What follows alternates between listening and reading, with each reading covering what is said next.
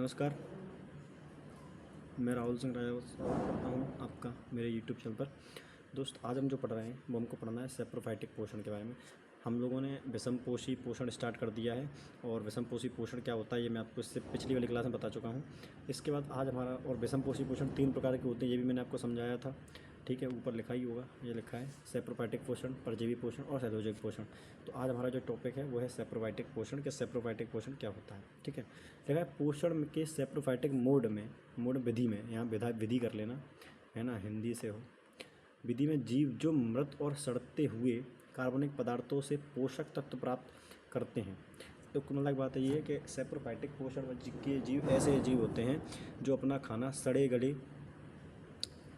चीज़ों से प्राप्त करते हैं। जैसे आपने देखा कोई जानवर मर जाता है तो उसके कुछ दिनों बाद उस पर कीड़े पड़ जाते हैं, या बहुत ज़्यादा गंदगी होती है तो वहाँ पर मशरूम पैदा हो जाता है ना। तो ये इस प्रकार का जो पोषण होता है वो कैसा होता है, सैप्रोफाइटिक।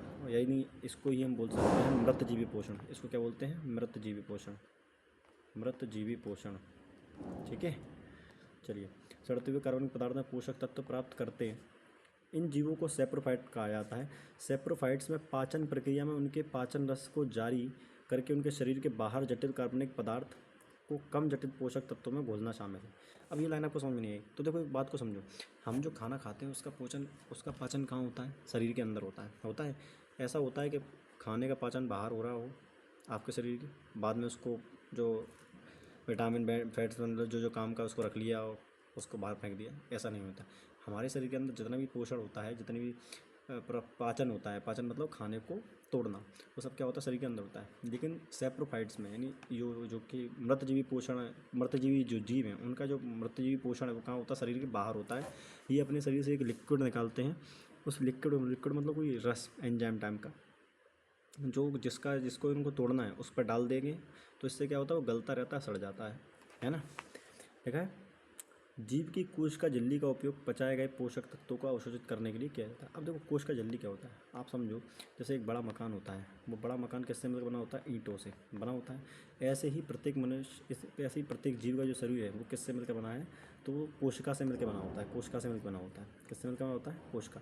ये मैं एक कोशिका का डायग्राम है आपके सामने। तो इस कोशिका के बाहर क्या होगा, इस कोशिका के बाहर एक झिल्ली पाई जाती है, इसे हम बोलते हैं कोशिका झिल्ली। क्या बोलते हैं इसको, कोशिका झिल्ली। ठीक है, अब वही बोला है कि कोशिका झिल्ली आपको समझ में आ गई। तो बोला है कि कोशिका झिल्ली का उपयोग पचाए गए पोषक तत्वों को अवशोषित करने के लिए किया जाता है। मतलब जो भी उसने भोजन पचाया है उसको अवशोषित करने के लिए कौन काम में आएगा, तो काम आएगा आपका कोशिका झिल्ली। कौन काम आएगा दोस्त, कोशिका झिल्ली जो है काम आती है। ठीक है, समझ गए इस बात को, सर बिल्कुल सही बात है।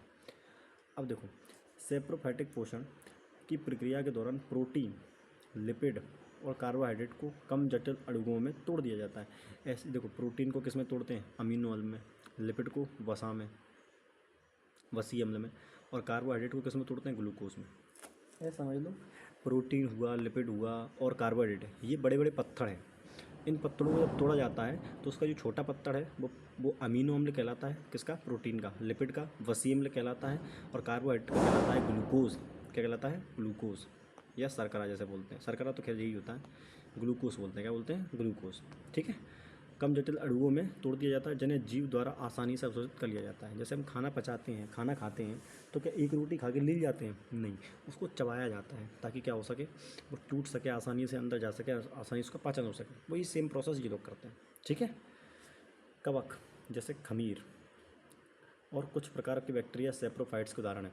खमीर तो आपने सुना ही होगा, कवक भी आपने देखा होगा। कवक सड़ी गली चीज़ों पर लगता है ना, जब कोकरमत्ता बोलते हैं तो ये सड़ी गली चीज़ों पर लगता है। खमीर आपने देखा होगा, जलेबी वगैरह बनाने से पहले उस मसाले को सड़ाया जाता है, जो घोल होता है उसको, है ना। ये जीव ब्रेड और अन्य, खमीर कहाँ लगता है, ब्रेड पर। आपने देखा होगा ब्रेड जो होता है उसके ऊपर हरी हरी परत चढ़ जाती है ना। अन्य सामान्य खाद्य उत्पादों के खराब होने के लिए भी जिम्मेदार है। तो ऐसे जो ब्रेड वगैरह ख़राब होते हैं वो किसके लिए जिम्मेदार है, इसी खमीर की वजह से। मैं आपको एक डायग्राम दिखा देता हूँ, एक सेकंड एडजस्ट करेंगे। तो कुछ ऐसी ब्रेड है, तो ब्रेड के ऊपर आप देख रहे होंगे कि हरी हरी परत चढ़ जाती है जब बहुत दिनों के लिए रखा जाता है। तो वो क्या होता है, फंगी। वही क्या होता है भाई, फंगी। क्या होता है, फंगी होता है। उसी की बात कर रहा है ये। ठीक है, उसी की बात कर रहा है ये बदतमीज। ठीक है, चलिए। जैसे देखो, इसके उदाहरण के लिए आप जैसे पेनिसिलियम, हिंदी में भी वही नाम है, सेम नाम है, पेनिसिलियम, मशरूम और बैसिलस। ठीक है। अच्छा, उसको पूरा नहीं पढ़ाता यार अपन ने।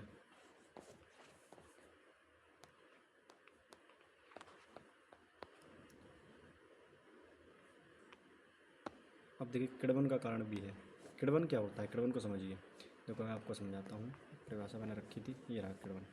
लिख रहा है किण्वन एक अवयवीय चयापचय प्रक्रिया है। अवयवीय का मतलब होता है विदाउट ऑक्सीजन। देखो हम लोग जब खाना खाते हैं तो हम लोग सांस लेते हैं, नहीं खाना खाते वैसे भी नहीं, मतलब हम वैसे भी सांस लेते हैं। तो वो ऑक्सीजन का काम क्या है, ऑक्सीजन का काम होता है हमारे प्रत्येक सेल में जाना और वहाँ पर जो ग्लूकोज जलता है उसको उस वहाँ तक पहुँचना, जिससे जब ग्लूकोज जलता है तो हमको क्या मिलती है, ऊर्जा मिलती है। ये एक लंबी प्रोसेस मैं आपको समझाऊंगा, लेकिन यह समझ लो कि जब भी पाचन होता है तो उसके लिए ऑक्सीजन गैस बहुत आवश्यक है। लेकिन जब किण्वन की प्रक्रिया होती है तो वहाँ पर ऑक्सीजन की आवश्यकता नहीं होती। समझ में आया कि नहीं आया? मैं समझाता हूँ कि जब भी आपको ऊर्जा पैदा करनी है आपके शरीर में तो आपको ऑक्सीजन की आवश्यकता होती है। लेकिन कुछ जीव ऐसे हैं, है ना, कुछ प्रक्रिया ऐसी हैं जहाँ बिना ऑक्सीजन की मदद के भी ऊर्जा को उत्पन्न किया जा सकता है। तो उसी प्रक्रिया को हम बोलते हैं अवायवीय चयापचय प्रक्रिया।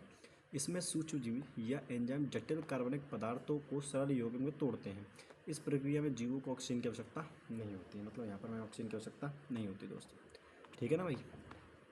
चलिए, तो यहाँ पर आपका सेप्रोफाइट मृतजीवी पोषण खत्म होता है। मिलते हैं अगली क्लास में, तब तक के लिए धन्यवाद।